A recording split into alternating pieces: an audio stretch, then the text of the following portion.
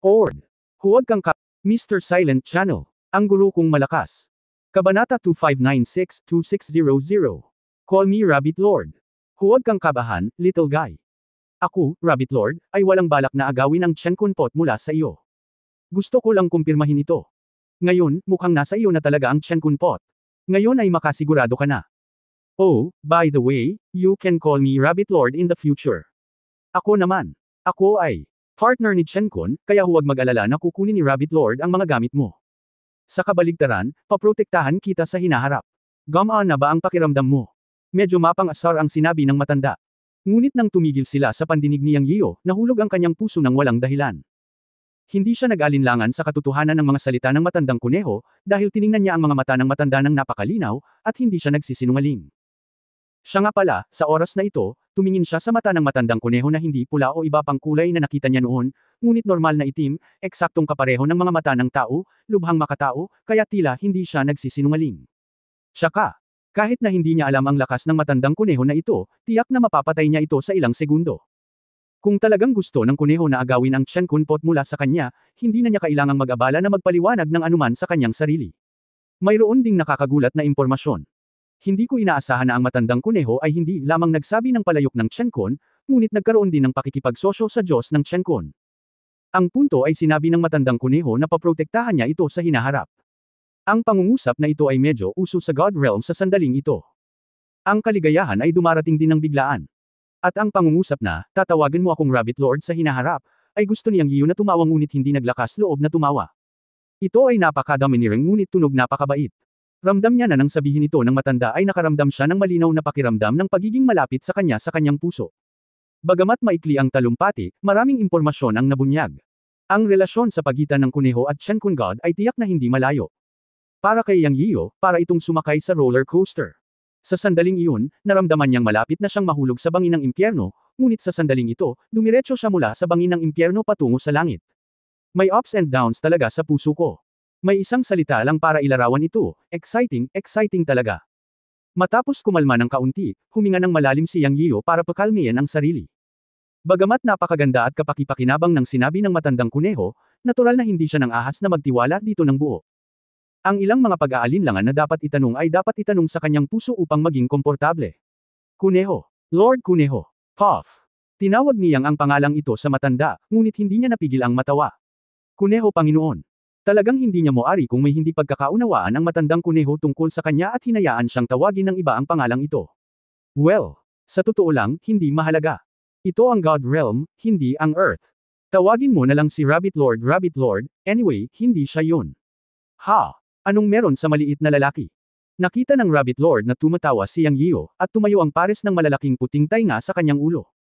Si Yang Yiyo ay natural na hindi nang ahas na gawing popular ang kahulugan ng pangalan ng Rabbit Lord sa Earth sa harap ng Rabbit Lord, at ito ang God Realm, hindi ang Earth. Hindi, ang pangalan ng Rabbit Lord ay napaka-dominante at mabait, gusto ko ito. Mabilis na sabi ni Yang Yiyo. Bata, hindi ka mahihirapan kung hihilingin kung tawagin mo akong Rabbit Lord. Sabihin mo sa akin, ano ang pangalan mo? Sabihin mo, Rabbit Lord, paano mo nakuha ang Chenkunpot? O paano ka pinili ng Chenkunpot? Ang boses ng Rabbit Lord ay matanda at pabago-bago, ngunit kaakit-akit, na parang ipinanganak siya na may likas na pagkakalapit at pangakit. Nang marinig ni Yang Yiyo na sinabi ito ni Rabbit Lord, kumunat ang noo niya, at gusto niyang sabihin, wala pa akong lubos na tiwala sa iyo, okay. Sisimulan ko muna ang diskusyon. Pagkatapos mag-isip tungkol dito, isang ngiti ang lumitaw sa mukha ni Yang at sinabi niya, Panginoon ng Kuneho, ang pangalan ko ay Yang Yiyo. Umakyat ako mula sa isang lugar na tinatawag na Earth sa ibabang kaharian.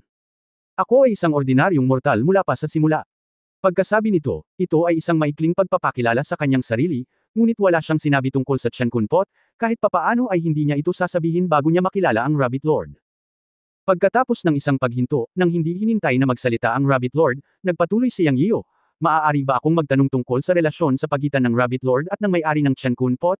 Nako, ito ay dapat sa pagitan ng Chenkun God. Hindi natapos ni Yang Yiyo ang natitirang mga salita, ngunit malinaw ang kahulugan. Sinasabi niya kay Lord Rabbit, kung gusto mong magtiwala ako sa iyo, hindi ba dapat sabihin mo pa sa akin ang tungkol sa mga bagay sa pagitan mo at ni Lord Chenkun? Haha, matalino ka.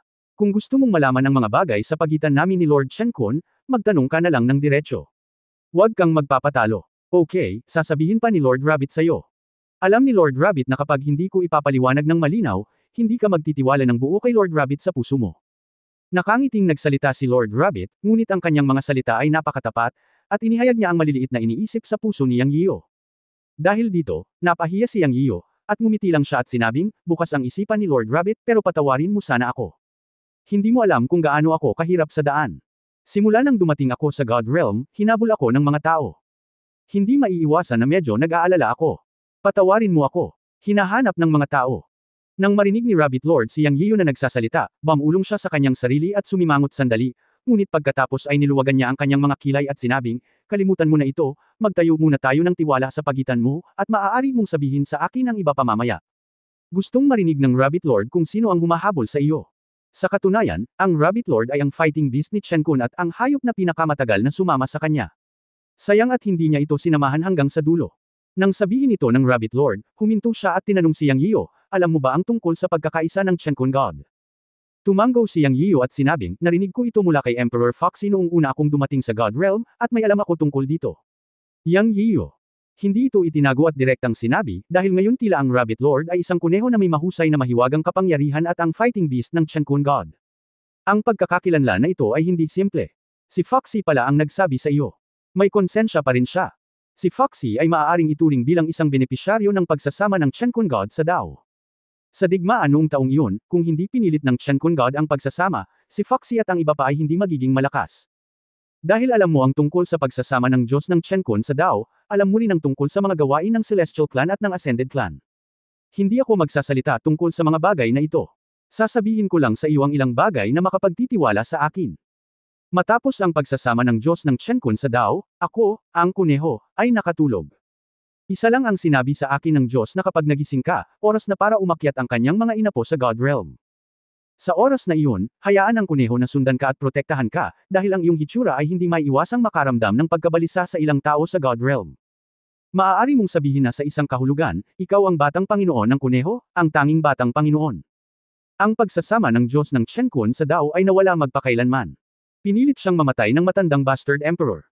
Kaya tandaan, ikaw ang magiging makapangyarihan sa hinaharap, kaya dapat mong kunin si emperor. Patayin siya, at ipaghiganti ang Chen Kun God. Nang sabihin ito ni Lord Rabbit, mapait na ngumiti si Yang Yiyo at sinabing, sabi ko Lord Rabbit, ayos lang ang lahat, ngunit isang pantasya para sa iyo na hilingin sa akin na patayin ang kataas-taasang emperador. Pabayaan na lamang ang kataas-taasang emperador, ang 33 langit na palasyo kung saan matatagpuan ang kataas-taasang emperador ay may hindi mabilang na mga Heavenly Clan noon, at ang Heavenly Clan noon ay ang unang puwersa ng kapisanan noon. Nominal na pinuno ng buong God Realm. Ayon sa aking kasalukuyang lakas at paglilinang, hindi ko alam kung kailan ako makakalaban sa mga bastard na iyon sa 33 Heavenly Palace. Bilang karagdagan sa 33 Heavenly Palace, mayroon ding mga tao mula sa Chen Kun God Palace na nais ang aking buhay. Ang daang Diyos na pinamumunuan ng Diyos na hari noon ay mula sa Chen Kun God Palace. Pakiramdam ko ay hinahabol ako ngayon ng buong God Realm. Ako ay, dito lang ako nakapasok dahil hinahabol at pinapatay ako. Hindi ko inaasahan na makikilala ko si Lord Rabbit. Kung hindi ka pa kumilos sa pagkakataong ito, baka napatay na ako ng mga bastos na iyon. Sa wakas ay isinuka ni Yang Yiyo ang pait sa kanyang puso. Gayunpaman, habang nagsasalita siya, naramdaman niya ang nakamamatay na aura, na nagparamdam sa kanya ng kaunting lamig at huminto ng hindi sinasadya. Pagkatapos ay tumingin siya kay Lord Rabbit, at nalaman niya na ang nakakatakot na layunin ng pagpatay ay nagmula kay Lord Rabbit. Panginoong Kuneho. Natagpuan ni Yang Yiyan na hindi tama si Lord Rabbit, at bumulong. Muling namula ang mga mata ni Lord Rabbit at tumingin kay Yang Yiyan, sinasabi ang bawat salita, sinasabi mo ba na hinahabol ka ng mga tao mula sa Chen Kun Temple? Oo, hindi ito ang unang pagkakataon. Gusto daw nila sa akin ang mana ni Lord Chen Kun. Ngayon sa tingin ko ito ang Chen Kun Pot. Sabi ni Yang Yiyan. Isa itong pagsubok. Kung si Lord Rabbit talaga ang fighting beast ni Lord Chen Kun, at napakalapit niya sa kanya, dapat niyang malaman ang pagkakaroon ng Chen Kun Temple. Kung hindi, iisipin ni Yang Yiyan na ang isip ni Lord Rabbit ay hindi ganoon kasimple. Hehe, ngumisi si Lord Rabbit at sinabing, ang Chen Kun Temple ay isang puwersa na itinatag ni Lord Chen Kun, ngunit ngayon ay may mga tao mula sa Chen Kun Temple na nangangaso sa mga inapo ni Lord Chen Kun. Kung buhay pa si Lord Chen Kun, iniisip ko kung ano ang iisipin niya. Tila naisip na niya na hahayaan niya akong piliin na matulog at maghintay sa iyong pagpapakita. Huwag kang mag-alala, dadalhin ka ni Lord Rabbit sa Chen Kun Temple sa susunod. Gustong makita ni Lord Rabbit kung sino sa 5 dakilang Diyos ang gustong pumatay sa iyo, o lahat ba sila ay gustong pumatay sa iyo, o lahat sila ay gusto ang Chen Kun Pot sa iyo. Hehe. Kayong grupo ng mga walang utang na loob na lobo, sa tingin mo ba walang mag-aalaga sa inyo kung wala na si Lord Shen Kun? Sinabi ni Lord Rabbit ang huling pangungusap na may mga ngiping nagngangalit at nakapatay na layunin. Natuwa si Yang Yiyo. Ngayon ay tila si Lord Rabbit ang banal na hayop ni Lord Shen Kun, at ito rin ang pag-iral na iniwan ni Lord Shen Kun upang suriin at balansehin ang Shen Kun Temple. Hindi ko lang alam kung ano ang ibig sabihin ni Lord Rabbit. Naisip ito ni Yang Yiyan at nagtanong, Master Rabbit, gusto mo bang pumunta sa Shen Kun Temple? Siyempre, dapat mong malaman na ikaw ay inapo ng Shen Kun God, ibig sabihin ikaw ang master ng Shen Kun Temple. Pag-aari mo. Gusto ka talagang patayin ng mga bastos na iyon ngayon. Haha, napakatapang nila. Ngumisi si Master Rabbit. Panginoong Kuneho. Narinig ko na ang Shen Kun Temple ay naalis na ng 33 Heavenly Palaces of the Heavenly Clan mula nang mamatay ang Shen Kun God Hidaw sa huling panahon. Sila ang mga labi ni Shen Kun at nagtatago sa dilim. Paano ang kanilang kapangyarihan at lakas? Tanong ni Yang Yiyan. Malamig na bamantong hininga si Lord Rabbit at sinabi, kumusta ang kapangyarihan at lakas ng Shen Kun Temple? Sasabihin ito sa iyo ni Lord Rabbit. Kung hindi pinatay ng Celestial Clan ang mga Ascenders ng napakaraming bilang, ang banta ng mahihinang Ascender na iyon ay humantong sa Shen Kun Temple na salakayin ang 33 Heavenly Palaces. Ano sa palagay mo ang kapangyarihan at lakas ng Kick-On ng Kick-On? Siyempre, sa huli, ito ay dahil ang Emperor at ang mga bastard na iyon ng Celestial Clan ay masyadong kasuklam-suklam kaya pinili ng Diyos na mamatay sa Hidaw upang protektahan ang mga Ascender. Kung hindi, ang labanan sa pagitan ng Celestial Clan at ng mga Ascender ay walang kinalaman sa Celestial Clan. Noong ang Shen Kun Temple ay nasa tuktok nito, ang Diyos ay may 10 makapangyarihang tao sa antas ng Heavenly Dawn na nakaupo sa ilalim niya. Sa kasamaang palad, napakarami sa kanila ang namatay sa labanang iyon. Lord Rabbit. Naaalala ko lang na ang lahat ng mga master ng Heavenly Dawn level sa templo ay namatay, naiwan lamang ang 5 dakilang Diyos ng batas.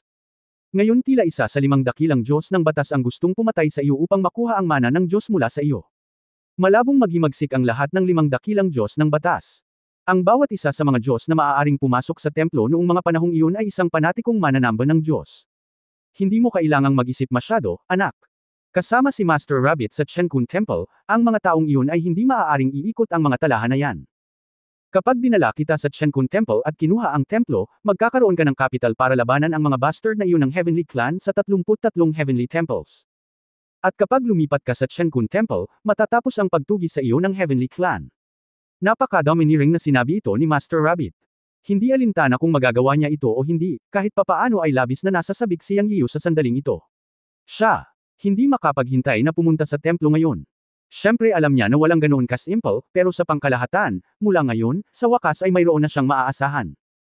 Nakilala niya si Lord Rabbit ngayon at pinag-usapan ang ilan sa mga bagay na ito na alam niya at ang ilan ay hindi niya alam, ngunit kahit papaano ay nakakasigurado siya na si Lord Rabbit ay totoo at siya ang banal na hayop sa tabi ng Diyos ng langit at lupa, na sapat na. Bagamat hindi niya alam kung gaano kalakas si Lord Rabbit. Sa pag-iisip nito, hindi niya maiwasang magtanong, Panginoong Kuneho, maaari ko bang itanong kung ano ang antas ng iyong paglilinang? Kabanata 2577 Thunderlord Han Yuan Rabbit. Haha, napakakitid mo. Nagtatanong ka tungkol sa paglilinang ni Master Rabbit dahil nag-aalala ka kung makakapunta ka ba sa Shen Kun Temple. Ngumiti si Master Rabbit, at pagkatapos ay sinabi sa isang nangingibabaw na paraan, huwag kang mag-alala, bata. Bagamat nagising si Master Rabbit mula sa mahimbing na pagkakatulog, at ang kanyang lakas ay hindi pa nakaka-recover sa rurok, maaari kang pumunta sa Shen Kun Temple nang nakapikit ang iyong mga mata. Huwag mag-alala. Kailangan mo lamang na isaalang-alang kung paano maging master ng Shen Kun Temple pagkatapos masakop ang Shen Kun Temple. Hindi nakaimik si Yang Yiyan nang makinig sa mga salita ni Master Rabbit. Ang matandang kuneho na ito ay hindi man lang nagsalita tungkol sa kanyang lakas sa paglilinang, ngunit siya ay napakamayabang. Hindi ko talaga alam kung saan niya nakuha ang tiwala niya. Well, huwag na nating pag-usapan. Kahit papaano ay malinaw si Yang Yiyan tungkol sa isang bagay, si Master Rabbit ay may paraan. Ang kapangyarihan ng kulog noon ay parang pagmaster ng makalangit na kapigatian, na sobrang nakakatakot. Anyway, ang mamit niya si Master Rabbit ay isa ring swerte para sa kanya. Siyempre, higit pa rito ay hindi siya komportable sa pagkakaayos. Obvious naman na pwede silang magkita ni Master Rabbit dito, at parang malayang inaayos ang lahat. Sino ang nag-ayos nito? Ngayon ay malinaw na ito ay ginawa ng Shen Kun God. Sinabi ni Lord Rabbit na pagkatapos niyang makatulog, naghihintay siya ng kahalili ng Shen Kun God. Hanggat lumitaw ang kahalili, siya ay madyay gising sa unang pagkakataon. Ang pakiramdam na ito na inayos ng tadhana ay naging sanhi ng labis na kalungkutan niyang iyon noong una, ngunit ngayon ay iniisip niya na walang mali dito. Pagkatapos ng ilang mga pagtugis at pakikipaglaban sa lahat ng paraan, natanto niya na siya ay nag-iisa at mahina. Kung ang lahat ay inayos ng Diyos na Chen Kun at mabubuhay siya ng mas comfortable, kahit na may ilang mga master sa paligid niya, hindi ito isang masamang ideya. Kung ang lahat ay gaya ng sinabi ni Lord Rabbit, maaari siyang dalhin sa Chen Kun Temple at matagumpay na sakupin ng Chen Kun Temple, pagkatapos ay hindi na niya kailangang mag-alala na mahuli siya sa hinaharap, at maaari pa siyang magsimulang mag-organisa ng mga tao para lumaban. Ang Supreme 33 Heavens Palace ng Heavenly Clan Emperor ay nakatakdang maging kanyang mortal na kaaway, at walang posibilidad ng pagkakasundo. Sa kasong ito, simulan natin ang pagpaplano gaya ng sinabi ni Lord Rabbit. Pagdating ng oras, sasalakayin niya ang 33 Heavens Palace at papatayin ang Supreme Emperor, at siya ay tunay na ligtas. Sa katunayan, walang ambisyon si Yang. Umakyat siya sa God Realm para sa isa o dalawang layunin lamang, upang mahanap ang namatay na matanda at ang asawa ng kanyang amo, at upang kumpirmahin kung ang namatay na matanda ay buhay pa o ligtas. Ngayon ay tila dapat na buhay ang namatay na matanda, ngunit hindi niya alam kung nasaan siya sa God Realm. Ginamit ni Master Chanji ang Heavenly Secrets para malaman na ang matanda ay lumitaw sa Tiancheng, kaya natagpuan niya si Tiancheng, ngunit hindi niya inaasahan na mahuhuli siya ng masamang gang at ilagay sa black market para sa auction. Bagamat nailigtas niya ang asawa ng kanyang amo, idinawit din niya ito at nasangkot sa pamamaril ng Heaven Clan. Wala siyang panahon para hanapin ang kanyang amo. Ang araw na ito ay lahat dahil sa 33 langit na palasyo ng Heaven Clan. Siyempre, mayroon ding mga puwersa ng mga labi ng Chen Kun, ngunit ayon kay Lord Rabbit, ang mga taong gustong manghuli sa kanya sa Chen Kun Temple ay hindi maaaring silang lahat. Maaaring isa ito sa mga puwersa. Sinabi ni Lord Rabbit na ang bagay na ito ay malulutas. Tungkol naman sa usapin ng kanyang amo, natural na hindi niya ito papansinin. Susunod, hahayaan niyang ibalik siya ni Rabbit Master sa Tiancheng muli. Kailangang mahanap ang matanda. Nagkaroon din ng pangalawang dahilan para pumunta sa Tiancheng, iyon ay, ang apo ng Evil Gang. Narinig na naroon ang Fire God King ng Celestial Clan, kaya magandang pagkakataon iyon para ilabas ang kanyang galit. Pagkatapos ay marami siyang nakipag-usap kay Rabbit Master. Nagtanong siya tungkol sa mga gawa ng Chen Kun God, kung gusto niyang malaman o hindi, at isa-isa silang sinagot ng Rabbit Master. Sinabi rin niya ang lahat ng kanyang magagawa tungkol sa kanyang paglalakbay. Ito ay mutual trust. Napatunayan ng mga katotohanan na ang Rabbit Master ay talagang isang maalam at mahuhusay na kuneho sa paningin ni Yang Yiu. Mula sa mga lihim ng God Realm hanggang sa mga bagay na walang kabuluhan ng cultivation, at iba pa. Hanggat nakakapagtanong si Yang Yiu, makakasagot ang Rabbit Master. Sa wakas, tinanong ni Yang Yiu ang Rabbit Master, Guru ng kuneho, ang sitwasyon sa aking Chen Kun Pot, ayon sa iyo, hindi pa ba ito ganap na nabuo? Siyempre, anong uri ng kayamanan sa palagay mo ang Chen Kun Pot? Hindi ito isang kayamanan na pino ng Chen Kun God. Minsan kong narinig ang Chen Kun God na nagsabi na nakuha niya ang Chen Kun Pot ng nagkataon, at mula noon ay nagsimula na siya sa isang mahusay na daan, lumalago hanggang sa katayuan ng Chen Kun God sa God Realm. Siyempre, ang tunay na Chen Kun na God ay naabot na niya. Isang hakbang lamang ang layo mula sa perpektong pagsasama ng Dao. Sa kasamaang palad, napilitan siyang gawin ito sa huli, at sa wakas ay nailigtas ang umaakyat na angkan, ngunit siya mismo ang namatay. Kung nagtagumpay si Chen Kun God sa pagsasama ng Dao step by step, siya na ang master ng God Realm ngayon. Sa pagsasalita tungkol dito, ang Chen Kun God ay isang tunay na hindi matitinag na tao. Tulad ng para sa Chen Kun Pot, ang kayamanang ito mismo ay hindi isang bagay na maaaring pinuhin, at ito ay lumampas pa sa antas ng pagsasama ng Dao. Kung tungkol sa kung anong antas ng kayamanan ito, marahil ang Diyos na Chen Kun lamang ang nakakaalam. Anyway, hindi ko alam. Alam ko lang na sa loob ng Chen Kun Pot, sa tuktok nito, ang espasyo sa loob ay kasing laki ng isang malaking mundo. Ayon sa sinasabi mo ngayon, ang espasyo ng Chen Kun Pot ngayon ay hindi kasing laki ng maliit na mundo. Sabi ni Lord Rabbit. Kung gayon, paano ko gagamitin ng mas mahusay ang Chen Kun Pot? Tinanong ni Yang Yiu ang pinakamahalagang tanong. Hindi ko alam ang tungkol dito. Kung tutusin, ito ay ang Chen Kun Pot. Ngayon ay kinikilala ka nito bilang kanyang Panginoon. Kailangan mong alamin ito ng mag-isa. Ngunit sigurado ako sa isang bagay. Kung ang Chen Kun Pot ay nais na ganap na ipakita ang kanyang kapangyarihan, dapat pa rin itong may ugnay sa iyong lakas. Pagkatapos ng lahat, ikaw ay masyadong mahina ngayon. Pabayaan ang Chen Kun Pot, kahit na mayroon kang isang makalangit na kayamanan, kaya dapat mong pagbutihin ang iyong kayamanan. Lakas. Huwag masyadong mag-isip tungkol sa ibang bagay. Ang Rabbit Lord ay kumilos bilang isang master kay Yang Yiu. Ang sagot na ito ay bahagyang ikinadismaya ni Yang Yiu, ngunit alam din niyang may mga bagay na hindi maaaring pilitin, kaya tumanggo siya upang ipakita na naiintindihan niya. Okay, let's set off now and go to the Chen Kun Temple. After sleeping for 10 of millions of years, I really miss the temple. Wala sa bahay ang tigre. Parang hari na ang unggoy. Haha, gusto ka pa nilang patayin, the young master. Sa tingin mo ba walang makakakontrol sa kanila sa mundo dahil lang sa pagkakasundo ng mga Diyos? Sa sandaling ito, tumangala ang kuneho sa langit at nagsalita sa malamig na tono. Yang. Nanlamig ang buong katawan ni Yiyu nang marinig niya ito. Gayunpaman, iniisip pa rin niyang Yiyu ang tungkol sa mga gawain ng kanyang amo, at hindi napigil ang sabihin, bago pumunta ang kuneho sa Qiankun Temple, gusto kong pumunta muli sa Tiancheng, okay. Pumunta sa Tiancheng. Nataranta ang kuneho. Tumango si Yang Yian at sinabi sa kanya ang tungkol sa paghahanap ng asawa ni Chanji sa kanyang amo, at tungkol din sa posibilidad na ang masamanggang at ang Fire God King ay nasa Tiancheng.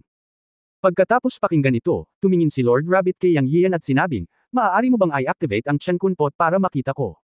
Natigilan si Yang Yian, iniisip sa sarili, ano ang gustong gawin ng matandang kuneho na ito? Hindi ba niya nakita ang pattern ng Qiankun sa braso niya kanina? Ngayon gusto niyang i-activate niya ito at hindi pumayag na pumunta sa Tiancheng. Bagamat naisip niya ito, itinaas pa rin ni Yang Yian ang kanyang braso at itinaas ang kanyang kaliwang braso upang i-activate ang Qiankun Pot.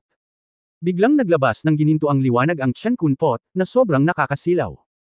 Si Lord Rabbit ay natatakpan ng gininto ang liwanag ng Qiankun Pot, tumango at sinabi sa sarili, ganito ang pakiramdam, tama, tama.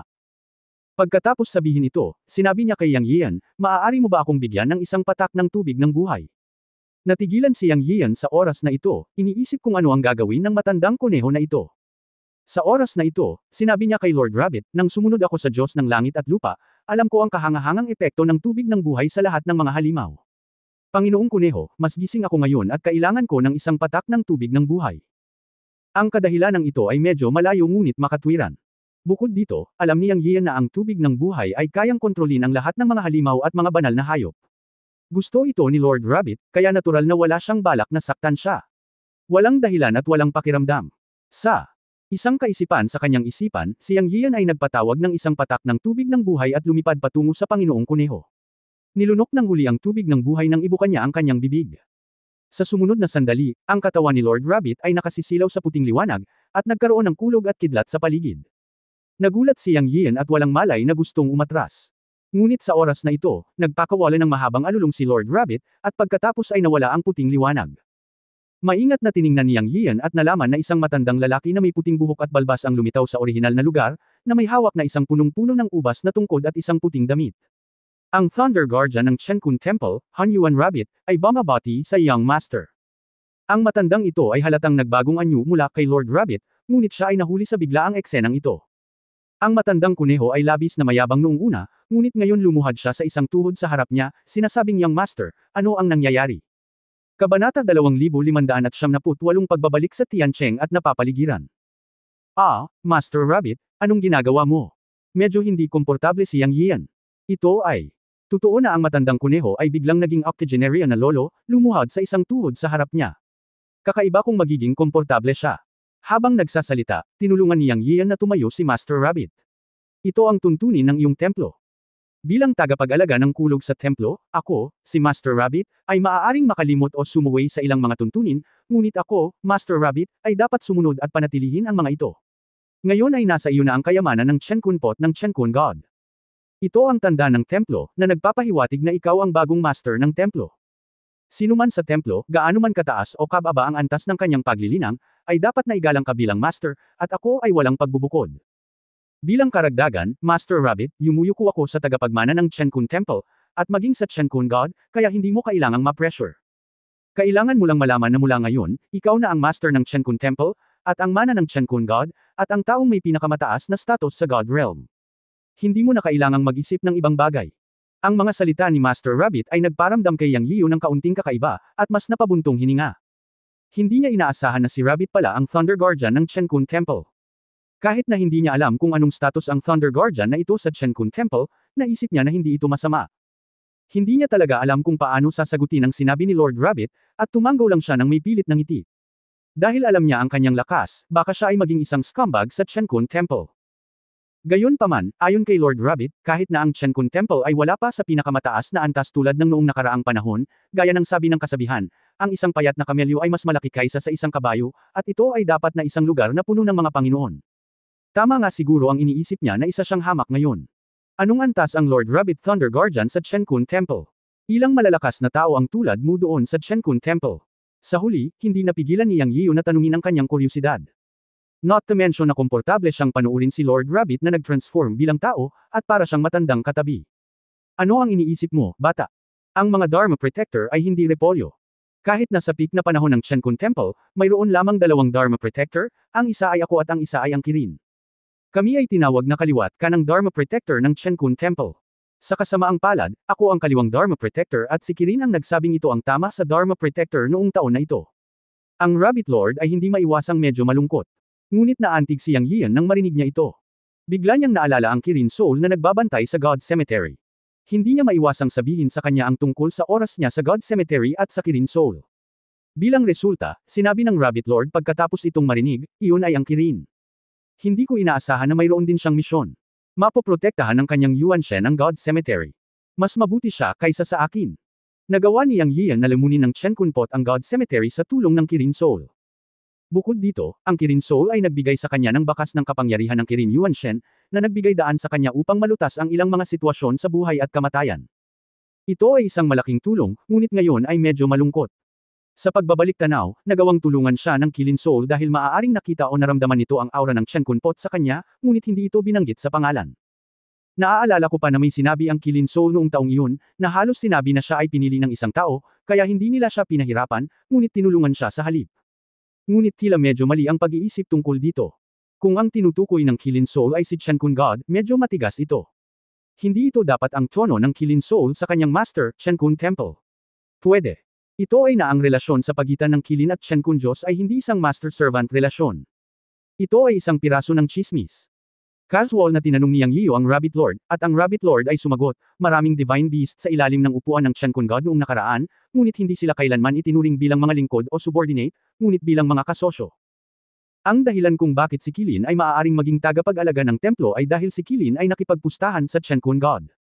Kaya't si Kilin ay nawalan ng pagpipilian, at si Kilin ay nawalan ng pagpipilian. Chen Kun Temple, medyo nag-aatubili, haha. Sa pagsasalita tungkol sa nakaraan, ang Rabbit Lord ay tila naalala ang isang magandang hinala, at hindi napigil ang tumawa. Tumanggo si Yang Yiu, at naunawaan sa kanyang puso, ito ay naiintindihan. Lahat ng bagay ay may dahilan at bunga. The Rabbit Lord has gone off topic.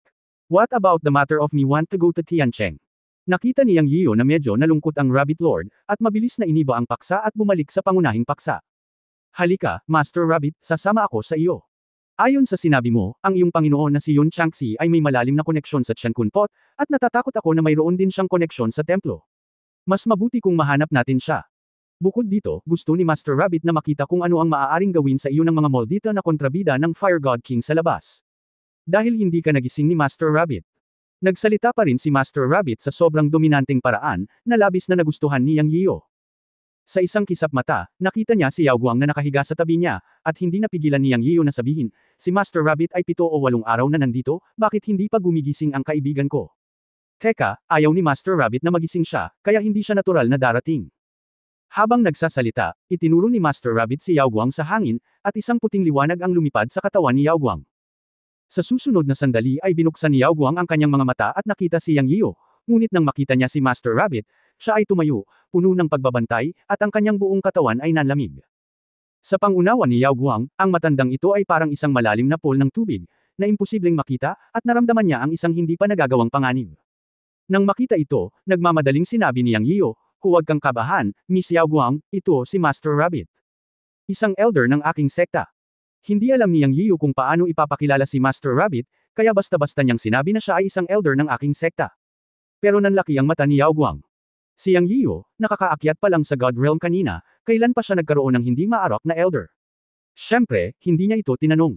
Dahil sinabi ni Yang Yiu na oo, dapat nga, sino ang walang sekreto? Ngayon ay tila hindi sila namatay dahil sa nakatatandang Yang Yiu. Pagkatapos mag-react, magalang na sinabi ni Yao Guang, salamat. Senior Rabbit sa pagligtas sa akin. Palagi niyang nararamdaman na kakaiba ang Senior Rabbit, ngunit ipinakilala siya ni Yang Yiu bilang Master Rabbit, kaya hindi niya lang siya matatawag na Master Rabbit, di ba? Bata, hindi mo kailangang maging magalang. Makakasama mo ang batang ito at protektahan siya. Ikaw ang dapat pasalamatan ng Rabbit Lord. Napakabuti mo at may magandang kinabukasan. Nakangiting puri ng Rabbit Lord. Nadama ni Yang Yiu na ang mga salitang ito ay walang galang. Namula rin si Yao Guang, ngunit hindi kumibo. Ngayon lang siya tumingin sa paligid. Wow, may mga bangkay na parang uling sa paligid. Ito ay malinaw na ang mga Diyos ay pinatay sa pamamagitan ng kapangyarihan ng kulog. Bago siya nawalan ng malay, napansin din niya na ang Icewind God King ay naging abo. Kung iisipin, ito ay talagang nakakatakot na kulog. Ngayon isipin mo, baka Marahil ang mga pagkulog na iyon ay hindi natural na phenomena na lumilitaw mula sa manipis na hangin sa Demonlight Forest, ngunit malamang na nauugnay sa Rabbit Lord na nasa harapan niya. Bagamat siya ay napaka-curious tungkol sa Rabbit Lord na ito, alam ni Yao Guang na mas mabuting huwag nang magtanong ng ilang bagay na hindi dapat itanong. Hindi alam ni Yang Yiyu kung ano ang iniisip ni Yao Guang. Nagpasalamat siya kay Yao Guang. Sa kanyang opinyon, anuman ang layunin ni Yao Guang na tinulungan niya siya pagkatapos ng lahat, at ang kabaitang ito ay dapat tandaan sa kanyang puso. Pagkatapos ay pinakawalan ni Yang Yian ang asawa ni Chanji at saglit na ipinakilala ang Rabbit Lord. Matapos batiin ng lahat ang isa't isa, hiniling ni Yang Yian sa asawa na pag-usapan ang tungkol sa mga balitang nalaman niya tungkol sa kanyang Panginoong si Yun Changxi. Matalino din si Chanji. Hindi siya masyadong nagtanong tungkol sa hitsura ng Rabbit Lord, dahil naniniwala siya kay Yang Yian. Sinabi niya, nagpakita lang ang iyong Panginoon sa Tiancheng. Kung gusto mong paniwalaan itong muli, kailangan mo pa ring pumunta sa Tiancheng upang subukang muli. Kung gayon ay umalis na tayo, pumunta tayo sa Tiancheng. Agad na sabi ni Yang Yian. Naglakad na silang apat palabas. Sa tabi ng Rabbit Lord, mas nakaramdam ng kagaanan si Yang Yian. Hiniling ni Pan Wuji, San Yan, at aming Yang Yian sa kanila na ipagpatuloy ang pagsasanay sa Chenkun Pot. Anyway, walang magawa for the time being. Ang Rabbit Lord ay sapat na. Nang makarating sila sa gilid ng Nakal Alasong Miasma, nagulat si Yao Guang at sinabing, isa itong Tiger Wolf Beast. Sa katunayan, mayroong daan-daang mga hayop na lobo ng tigre sa gilid ng Nakal Alasong Miasma. Sa oras na ito, ngumiti si Lord Rabbit at sinabing, huwag kang kabahan, batang babae. Isang suntok lang ito. Hindi ito maaaring tumalon. Sumunod ka lang kay Lord Rabbit. Habang nagsasalita siya, si Lord Rabbit ay may hawak na tungkod ng baging at hakbang-hakbang na naglakad. Sa sandaling ito, ang tigre at lobo na mga hayop ay tila nakakita ng ilang kakilakilabot na mga hayop. Agad silang tumango at tumakas, at nawala sa isang iglap. Sa oras na ito, nagkatinginan sina Yang Yiyu at Yao Guang at alam na ang tigre at lobo na mga hayop na lumitaw noon ay tiyak na nakatagpo ni Lord Rabbit. Hindi maisip ni Yang Yiyu kung anong uri ng lakas mayroon si Lord Rabbit, isang matandang kuneho. Ang daan-daang tigre at lobo sa ikatlong kaharian ay natakot sa kanya gaya ng mga daga na nakakita ng pusa, at si Lord Rabbit ay walang nagawa. Sila. Hindi nagtagal ay lumabas ng Demonlight Forest. Sa oras na ito, tumingin si Yang Yiyu kay Yao Guang at sinabing, Miss Yao Guang, mauna ka na. Masyadong malaki ang layunin ko. Sa pagkakataong ito, pupunta ulit ako sa Tiancheng. Kapag natapos na ang bagay sa Tiancheng, pupunta ako sa inyo at kay Ying Mingjun para pasalamatan ka. Naisip ito ni Yao Guang at ito ay may katuturan. Bagamat sinubukan niyang hikayatin si Yang Yiyu na huwag pumunta sa Tiancheng, nakita niyang nagpigil pa rin si Tai. Pagkatapos ng lahat, siya ay mula sa unang pagawaan ng Diyos sa Tiancheng. Maaari lamang niyang suportahan si Yang Yiyu ng palihim, ngunit hindi sa publiko. Tumanggaw siya at sinabing, sige, ingatan mo ang iyong sarili. Naghiwalay ang dalawang panig. Sinabi ni Tai, tumayo ka, dadalhin kita. Narinig ito ni Yang Yiyu at Chanji at lumapit kay Tai. Sa sumunod na sandali, naramdaman ng dalawa na pumailang lang sila sa hangin. Sa isang iglap, libu-libong milya ang taas nila. Pagkatapos ay umihip ang malakas na hangin, at naramdaman nilang mabilis silang gumagalaw. Napakalakas ng hangin kaya hindi nila maimulat ang kanilang mga mata. Ngunit sa isang kisap mata, napatigil sila. Nang imulat niya ang kanyang mga mata, nanlaki ang mga mata ni Yang Yiyu. Nakarating na ang lalaki sa gate ng Tiancheng. Napakabilis. Hindi niya maiwasang sabihin. Ito ay nagpapalapot lamang ng mga ulap at nagkokontrol sa hangin. Kakayanin mo ito, ngunit hindi mo pinagkadalubhasaan ang mas madaling paraan. Tuturuan kita mamaya, sabi ni Lord Rabbit. Salamat, Lord Rabbit, tuwang-tuwa si Yang Yian. Ang mga mahiwagang kapangyarihan na natutunan niya ay talagang limitado, at siya mismo ang nag-isip nito. Wala pang nagtuturo sa kanya. Ito ay isang simpleng pamamaraan ng pag-condensate ng mga ulap at pagkontrol sa hangin, ngunit alam niyang nangangailangan ito ng ilang mga trick. Ito. Ang pinakamagandang bagay na turuan siya ni Lord Rabbit. Yuner, may darating. Sa oras na ito, nagsalita ang asawa ni Chanji, medyo kinakabahan. Huwag kang mag-alala, pumunta ka kung gusto mo. Kung ayaw mong magdulot ng gulo, ayos lang. Kung gusto mong manggulo, si Lord Rabbit ang magsasalita sa Tiancheng. Mula ngayon, lilito ang Chenkun Temple sa pangitain ng bilyon-bilyong nilalang sa God Realm. Di ba sabi mo may Fire God King at masasamang tao na naghahanap ng gulo sa'yo? Sa pagkakataong ito, sila ang unang aatake. Ang tono ng pananalita ni Rabbit Lord ay walang pakialam. Parang wala at walang makakapagpakaba sa kanya. Nang bumagsak ang boses, isang pares ng makalangit na sundalong nakasuot ang dumating sa tabi nila ilang dosenang metro ang layo. Mga sundalong alimango at mga general ng alimango. Malamig na umungol si Rabbit Lord, wala man lang pakialam. May kabuuang 50 makalangit na sundalo ang huminto ng mahigit 10 metro ang layo nila sa kanila. Halata na sila ang pinupuntirya nila, at handa na sila sa labanan. Ang kanilang paglilinang ay hindi mataas, lahat sila ay nasa antas ng mga Diyos. Walang pakialam si Yang Yiyo. Aksyon ba tayo? Hindi napigil ang sabihin ni Tianji. Sabi ng Rabbit Lord, teka, may dalawang malalaking langgam na makikitang paparating. Hindi, libu-libong Diyos talaga ang nagpakita. Nakakatuwa, haha. Nang bumagsak ang boses ng Rabbit Lord, sigurado, sa paligid ng kanilang mga ulo at sa likod nila, ang mga banal na ilaw ay kumislap. Napapaligiran silang lahat ng makapal. Tumingin si Yang Yiyo at nalaman nilang lahat sila ay nasa level ng God Lord, at ang pinakamahina ay talagang isang mid-level na God Lord. Pagkatapos ay dalawang malakas na aura ang kumislap mula sa dalawang direksyon, at ang hugis ng isang tapos na produkto ay lumitaw sa harap at likod.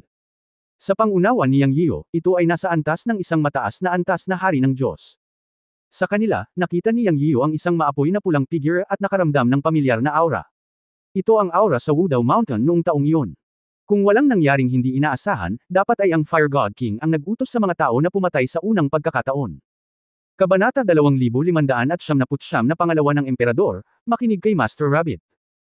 Hindi pa nakita ni Yang Yiyo ang ibang tao, ngunit ayon sa sinabi ni Yao Guang noon, dapat siyang maging pinuno ng Evil Gang, at sinasabing nasa level din siya ng God King. Sa pagkakataong ito, ang Fire God King ay pumunta sa Tiancheng upang sumali sa Evil Gang. Sila, lahat ay mga kaaway. Haha, High Siege, mukhang kalmado at nanunukso si Master Rabbit. Kinabahan sina Yang Yiyo at Chanji.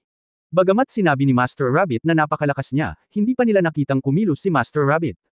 Gaano siya kalakas upang maiwasang harapin ang libu-libong Diyos na Panginoon at dalawang hari ng Diyos? Ito ay hindi kilala. Tuto, Master Rabbit, sigurado ka ba? Tanong ni Yang Yiyo kasabay ng kanyang laway. Tinatanong mo si Master Rabbit. Nanlaki agad ang mga mata ni Master Rabbit. Hindi. Namula si Yang Yiyo. Humph, isang grupo lang ng mga manok at aso, ipapaalam sa iyo ni Master Rabbit ngayon kung ano ang ibig sabihin ng Thunder Guardian ng Chenkun Temple. Si Master Rabbit ay labis na nalungkot sa pagtatanong ni Yang Yiyo. Sa sandaling ito, isang maapoy na pulang figure sa langit ang nagsalita, at ang taong ito ay walang alinlangan na ang Fire God King. Siya ang unang nakaalam na ang 7 Diyos na ipinadala noon ay bumagsak na lahat, at direkta niyang pinakilos ang libu-libong mga hari sa langit na antas ng Diyos para personal na pumasok sa Demon Light Forest kasama ang pinuno ng Evil Gang upang hanapin si Yang Yiyo. Kung tungkol sa pagkamatay ng 7 Diyos, natural na iniugnay ito ng Fire God King kay Yang Yiyo sa unang pagkakataon. Hindi niya inaasahan na ang batang ito ay kakaiba kaya ang 7 Diyos ay hindi ibinaba, ngunit pinatay sa halip. Sa oras na ito, alam ng Fire God King na kailangan niyang lumabas ng personal. Ang lakas ni Yang Yiyo ay umabot sa punto kung saan kaya niyang patayin ang 7 Diyos ng 33 Heavens Palace, na sapat na para sa kanya, ang Fire God King, para kumilos, at sa oras na iyon ay hindi nito lalabagan ang hindi nakasulat na mga patakaran sa pagitan ng Celestial Clan at ng God Clan. Sa orihinal, nagpunta siya sa Demon Light Forest at pupunta sa malalim na Demon Light Forest, ngunit nabalitaan niya na hinahabol din ng mga puwersa ng Chenkun Remnant si Yang Yiyo. Dahil dito, gusto ng Fire God King na manood ng magandang palabas. Anyway, ang layunin niya ay patayin si Yang Yiyo. Ngayon ang mga puwersa ng mga nalalabing Chenkun ay kumilos, at nagkaroon ng panloob na alitan. Masaya rin siyang nanood ng palabas, kaya nagsama siya ng mga tao para magbantay sa labas ng Demon Light Forest. Sino ang nakakaalam na pagkatapos ng 8 o 9 na araw, wala nang gumagalaw, kasama ang mga labi ng Chenkun na iyon. Nang hindi makatiis ang Fire God King at gustong sumugod, nalaman niyang ang hininga ni Yang Yiyo ay lumabas sa Demon Light Forest, ngunit pagkatapos ay mabilis siyang umalis, at ang hininga ay dumiretso sa Tiancheng. Mabilis siyang nagpadala ng mensahe sa pinuno ng Evil Gang upang harangin si Yang Yiyo, at pagkatapos ay sumugod. Buti na lang, sa wakas na palibutan na ang batang ito. Hindi labag sa mga alituntunin na kumilos siya ngayon, dahil kayang pumatay ni Yang Yiyan ng 7 dakilang Diyos, na nagpapakita na sapat na ang kanyang lakas upang maging kapantay ng mga Diyos.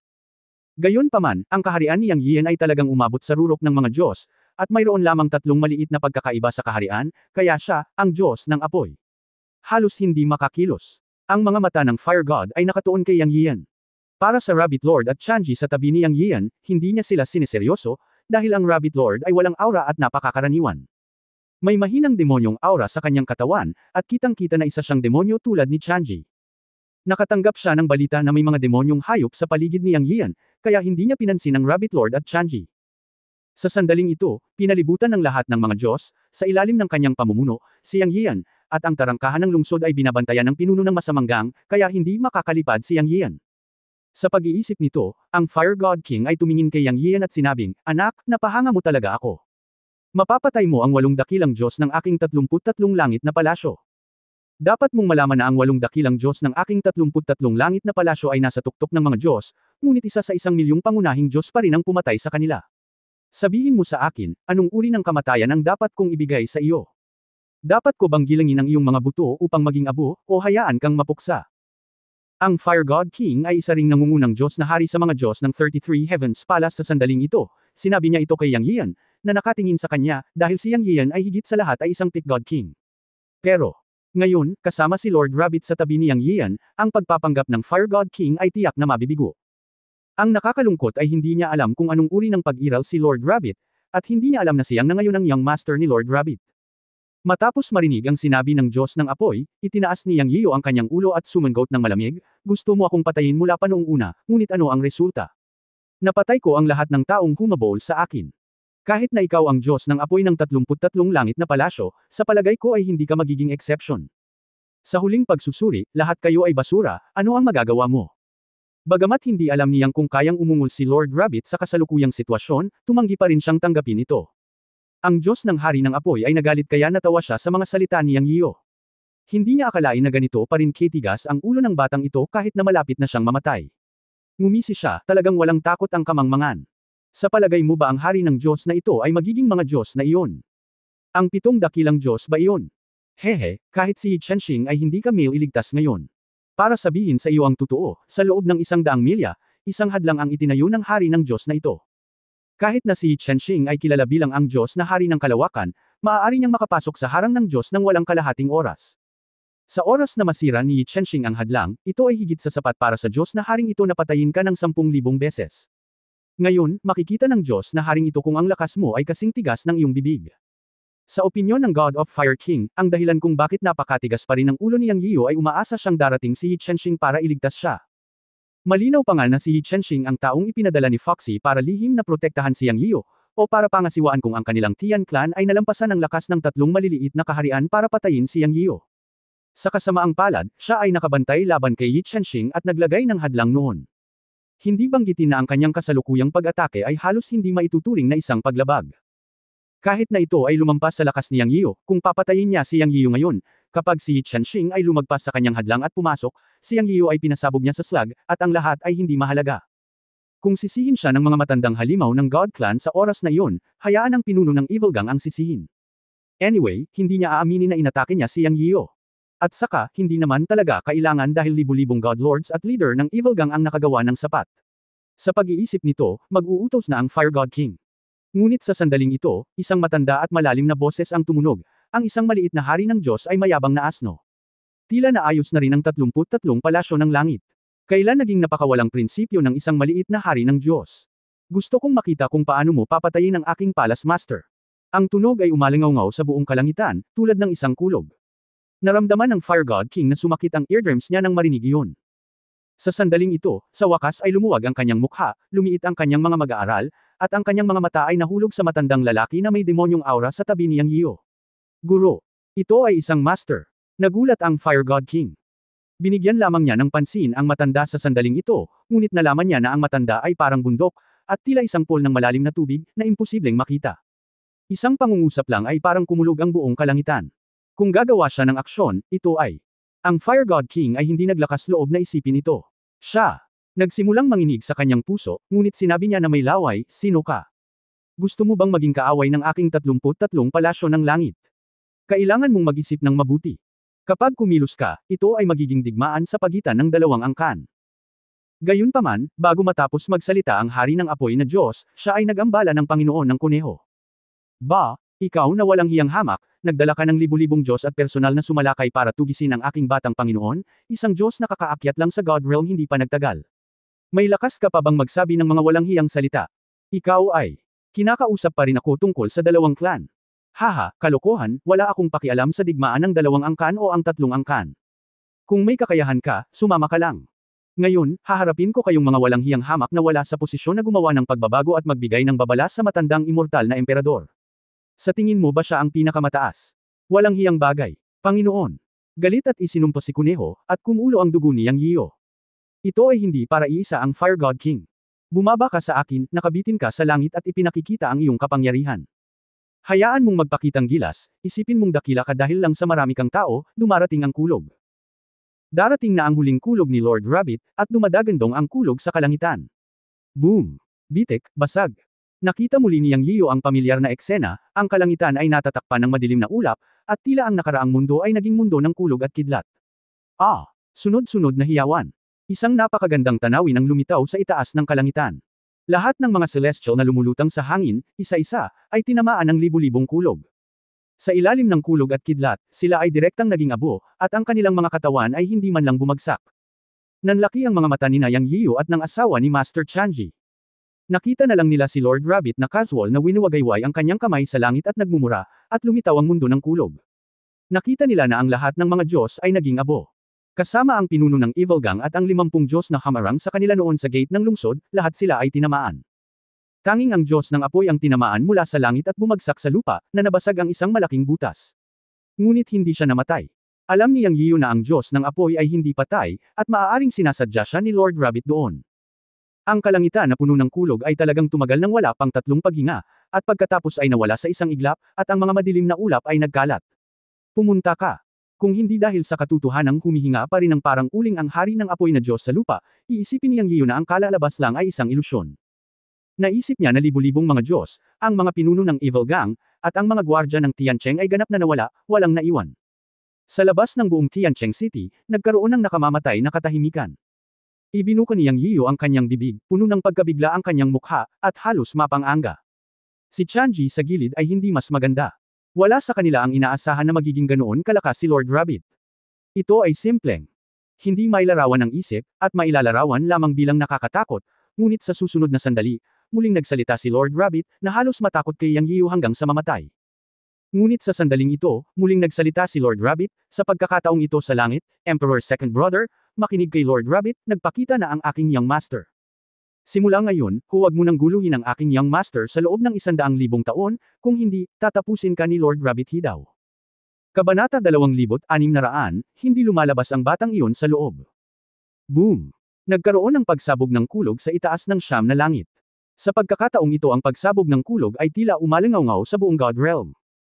Nakaramdam ng pait si Yang Yiyo sa kanyang puso, lihim na nag-iisip, si Master Rabbit ba ay isang pasyente sa pag-iisip? Sinusumpa ang Emperor ng direkta sa langit, hindi ba ito ang panliligaw na kamatayan? Ang Emperor ay napakalakas na tao, tiyak na maririnig ni Master Rabbit ang kanyang sinasabi, ang pagsabog ng kulog na ito ay isang tugon, darating ba ang Emperador? Bumibiti ng puso ni Yang. Ang pagsumpa sa Emperor ay ang pangalawa sa kataas-taasang Diyos, sa isip ni Master Rabbit, ang Tiankun God ang una. Ito ay isang lantarang paghamak. Ang pagsabog ng kulog sa itaas ng siyam na langit ay tila tugon ng Emperador. Talagang nag-aalala si Yang Yiyo na direktang kumilos ang Emperador. Mabubugbog kaya si Master Rabbit sa oras na iyon? Napabuntong hininga si Yang Yiyo. Siya ay labis na kinakabahan sa sandaling ito, natatakot na ang Emperador ay direktang kumilos. Nagkaroon ng katahimikan sa field. Si Master Rabbit ay tumingala sa langit, kinusot ang kanyang mga mata, na may bakas ng kawalang interes sa kanyang mukha. Labis din ang kaba ni Tianji. Talagang natakot siya sa Rabbit Lord. Hindi niya inaasahan na ganoon kabaliw ang Rabbit Lord. Kasabay nito, may isa pang taong nabigla. Ang taong ito ay natural na ang Fire God King ng 33 Heavens Palace. Hindi siya patay. Sinadya siyang iniwan ni Rabbit Lord na may buhay. Siyempre, kalahati na lamang ng kanyang buhay ang natitira ngayon, at ang kanyang paglilinang ay inalis na. Nang marinig na ang matanda na hindi alam kung paano mabuhay o mamatay ay talagang sinumpa ang Emperor, may isip ang pagkabigla sa puso ng Fire God King. Sa pagtingin sa buong God Realm, sinuang ng ahas na sampain ang Emperor. Hindi, ito ay hindi na isang sumpa, ngunit isang banta. Pagkatapos mag-react, ang Fire God King ay napuno ng sama ng loob at walang katulad na kaligayahan. Ang kanyang paglilinang ay inalis, nakatumbas ng kanyang buhay. Pagharap sa matandang katabi ni Yang Yiyo, natural niyang alam na panaginip lang ang paghihiganti, ngunit ngayon ay iba na. Talagang itinaas ng matandang ito ang kanyang ulo para sampain at takutin ang Emperor. Walang sino man ang nang-ahas na banta sa Emperador. Mabuti, maghintay para sa kamatayan. Halos sumigaw ang hari ng apoy na Diyos sa kanyang puso. May picture na siya sa isip niya. Sa sumunod na sandali, nagalit ang Emperor at sisingaw ang ignorante na matandang ito at si Yang Yiyan at ang iba pa. Sa ganitong paraan, kahit na alam ng mga matandang halimaw ng God Clan, wala silang masasabi dahil may naunang nag-provoke sa Emperor. Walang sinuman sa buong God Realm ang kwalipikadong pukawin ng Supreme Emperor. Nararapat siyang mamatay. Inaasahan ng Fire God King ang eksena ng matanda at si Yang Yiyan na mawala sa hangin. Gayunpaman, ang mga tao. 10 hininga ng oras ang lumipas. Lumipas ang 10 minuto. Wala na ulit gumagalaw. Pagkatapos ay lumitaw ang kulog sa itaas ng 9 na langit. Walang gumagalaw. Ang puso ng Fire God King ay nahulog sa impyerno, at sumigaw siya sa kanyang puso, imposible, imposible ito, paano ito posible? Doon. Wala bang galaw? Ano ang ibig sabihin nito? Ibig sabihin, matagumpay na nabantaan ng matandang ito ang Supreme Emperor. Paano, ito? Posible. Laking gulat ng hari ng apoy na Diyos, ngunit ang katotohanan ay tila wala ng paggalaw pagkatapos ng kulog sa kalangitan. Ngayon tila ang kulog sa Nine Heavens ay walang lakas na labanan. Hindi pa banggitin ang Fire God King, maging sina Yang Yiyu at Shanji ay parehong nabigla. Sa hindi inaasahan, pagkatapos ng isang dagandong, wala nang paggalaw sa Nine Heavens. Ito ay hindi makaagham. Hindi kaya napakagaling ng Rabbit Lord na lampas sa langit. Bilang karagdagan sa walang katapusang pagkagulat, talagang walang kahangahangang salita upang ilarawan ang kas-index-sindek ng Rabbit Lord. Xiao Yanzi, iiwan ko sa iyo ang asong iyan. Nang natigilan si Yang Yiyu, ang boses ng Rabbit Lord ay umalangaw sa kanyang mga tainga. Si Yang Yiyu ay pinutol ng Rabbit Lord, at bumalik sa kanyang katinoan at sinabing, Anong aso? Anong natulala ka? Tingnan mo ang aso sa bukid. Natural na aso ito ni Emperor Zun. Hindi mo ba sinabi na binubuli ka niya noon? Ngayon mo na to haharapin. Pinandilatan ng Rabbit Lord si Yang Yiyu at tumingin sa Fire God King sa malayo. Oh, salamat, Lord Rabbit. Napagtanto ni Yang Yiyu na ang tinutukoy ni Lord Rabbit ay ang Fire God King. Natagpuan niya na ang hari ng apoy na Diyos ay nakahiga pa rin sa lupa, humihinga pa, ngunit kalahati na lamang ng kanyang buhay ang natitira. Alam din niyang napakalakas ni Lord Rabbit noon at sadyang iniwan ang Fire God King, malamang para ilabas ang galit niya. Sa pag-iisip nito, medyo naantig si Yang Yiyu at hakbang-hakbang na naglakad patungo sa Fire God King. Talagang tulad ng sinabi ni Lord Rabbit, ang Fire God King ay aso ng Emperor, o masasabing hindi siya isang aso. Ngunit ang taong ito ang nagpadala ng mga tao upang tugisin siya ng ilang beses, na naging dahilan upang siya ay halos mamatay ng ilang beses. Kung tutuusin, para siyang aso na nawalan ng tirahan. Ito ay maging kasinungalingan para sabihing wala siyang galit o hinanakit sa kanyang puso. Hindi kailanman itinuturing niyang ang kanyang sarili na isang maginoo, at siya ay isang tao na maghihiganti sa kanyang mga sama ng loob. Ngayong nahulog na sa kanyang mga kamay ang bastard Fire God King, natural na hindi niya ito pakakawalan. Ang Fire God King ay talagang nagkukunwaring patay, ngunit ngayon na natagpuan niya si Yang Yiyu na paparating, hindi na siya maaaring magpanggap. Naramdaman na niya ang pagpatay na layunin sa katawan ni Yang Yiyu. Siya, alam sa kanyang puso na ito ay papatayin siya. Agad siyang bumangon at tumingin kay Yang Yiyu. Ikaw, hindi mo ako mapapatay, ako ang Fire God King ng 33 Heavens Palace, at ang master sa likod ko ay ang nakaupong Qifa God ng Emperor. Kung papatayin mo ako, ang Qifa God ay tiyak na hindi ka pakakawalan. Sa kritikal na sandali ng buhay at kamatayan, hindi nakalimutan ng Fire God King na gamitin ang pangalan ng ika-30 Diyos ng batas ng palasyo ng Yang. Walang paraan. Bilang miyembro ng Celestial Clan at ang God King ng 33 Heavens Palace, kahit na malubha ang pinsala, basta't bumalik siya sa 33 Heavens Palace, makakahanap siya ng paraan para makabawi, ngunit kung mamatay siya, mawawala ang lahat. Nabuhay siya ng hindi mabilang na taon, natamasa ang mataas at iginagalang na katayuan sa hindi mabilang na mga taon, at ngayon ay nakaramdam ng kamatayan, talagang natakot siya. Siya, nagsalita ng hindi magkatugma. Gayunpaman, para kay Yang, ang kanyang banta ay wala. Tumawa siya at sinabing, naaalala mo pa rin na banta mo ako kahit malapit ka nang mamatay. Kung hindi kita papatayin, pakakawalan ba ako ng 33 Heavens Palace? Papayagan ba ako ng Emperor? Noong hinahabol mo ako, bakit hindi mo naisip na mag-iwan ng paraan para sa iyong sarili? Ako ang anak ng malaking kalamidad na pinili ng iyong sampay na emperador, kaya ang iyong mga banta ay hindi binibilang. Ngayon ay papatayin kita, ipaghihiganti ang aking sarili, at mangolekta ng ilang interes. Isang araw, aatakihin ko ang 33 Heavens Palace, papatayin ang maldita na Diyos ng salamangka sa iyong bibig, at matatalo pa ang ikalawang emperador balang araw. Sa paningin ko, hindi ka man lang aso, kaya maghanda ka para mamatay. Hindi, sumusunod lang ako sa utos, please, Sa wakas ay naunawaan na ng Diyos ng apoy matapos makinig sa mga salita ni Yang Yiyu, at sinimula ng misery mode. Sa kasamaang palad, ang pag-atake ni Yang Yiyu ay direktang tumama sa kanya, at siya ay napasigaw at naging abo. Ang hari ng apoy na Diyos ay pinalo hanggang sa pagod ng Panginoong Kuneho. Ang natitirang kalahati ng kanyang buhay ay upang ilabas ang galit ni Yang Yian. Pinatay ni Yang Yian ang Fire God King ng halos walang pagsisikap. Matapos huminga ng maputik na hangin, ang depresyon ni Yang Yian mula sa paghahanap sa mahabang panahon ay nawala ng husto. Lumingon siya at tumingin sa Rabbit Lord at sinabing, salamat. Taos-puso siyang nagpapasalamat sa Rabbit Lord, at alam niya rin na ginagawa ito ng Rabbit Lord para sa kanyang ikabubuti. Kung hindi mailalabas ang depresyon na naipon sa kanyang puso, hindi ito magiging kapaki-pakinabang sa kanyang paglilinang. Ikaw bata ay mapagkunwari. Sinabi ng Rabbit Lord na ikaw na ngayon ang Panginoon ng Chenkun Temple, at ikaw ang magiging pinakamataas na buhay sa hinaharap. Ang iyong katayuan at pagkakakilanlan ay hindi na mas masahol pa kaysa sa Emperor. Sa huling panahon, ang Chenkun Saint ay ang hindi mapag-aalinlanganang numero 1 sa buong God Realm. Siya, ang Emperor, ang pangalawa lamang. Realm in terms of status and position. Nagsalita ang Rabbit Lord ng may malaking pagmamataas. Kumulo ang dugo niyang Yian nang marinig niya ang mga salita. Gayunpaman, hindi siya nalilito. Alam niyang kahinaan pa rin ang kanyang kasalukuyang cultivation strength. Kahit nasa suporta ni Lord Rabbit, hindi siya karapat-dapat sa posisyon bilang master ng templo. Higit pa rito, alam niya na kailangan niya ng mas malakas na lakas ng paglilinang at mas nagsumikap sa paglinang. Napangiti lang siyang Yian sa sinabi ni Lord Rabbit at hindi sumagot. Lumingon siya para tingnan si Master Chanji at sinabing, Guro, nararamdaman mo pa ba ang pag-iral ng aking Panginoon? Chanji. Bumalik sa kanyang katinoan mula sa pagkagulat. Hindi na siya nagtanong patungkol sa bagay sa pagitan ni Yang Yian at Lord Rabbit, at sa usapin ng templo. Ang ilang mga bagay ay hindi maaaring itanong. Nang marinig niyang nagsalita si Yang Yian, sinabi ni Chanji, napag-isipan ko na noon na ang aura ng iyong master ay lumitaw sa Tiancheng, ngunit ngayon ito ay ganap na hindi sensitibo at hindi makalkula. Sa oras na ito, sinabi nga ni Lord Rabbit, magtanong ka lang sa isang tao, hindi na kailangang maging magulo. Napakalaki ng Tiancheng, at may milyon-milyong buhay na nilalang. Sino ang maaari kong itanong? Sabi ni Yang Yian na may mapait na ngiti. Napakatanga mo anak. Malaki ang Tiancheng at may mga namamahala. Natural, dapat hanapin natin ang Panginoon ng lungsod, haha. Sa puntong ito, si Lord Rabbit ay nanunuya, ngunit tumingin sa lungsod at sinabi, dahil ito ay isang lungsod, dapat nating hanapin ang Panginoon ng lungsod. Sabi ko, ang bata sa loob, bakit hindi ka lumabas at hintayin na mahuli ka ni Lord Rabbit? Matapos marinig ito, nagliwanag ang mga mata ni Yang Yiu at naintindihan niya. Oo nga, sa susunod na sandali, isang boses na may gulat ang tumunog, Senyor, huminahon ka. Lalabas ako para salubungin ka kaagad. End of this chapter. Pahingi naman ng like, share at subscribe mo na rin para updated ka sa susunod na kabanata. Salamat. Pahingi naman ng like,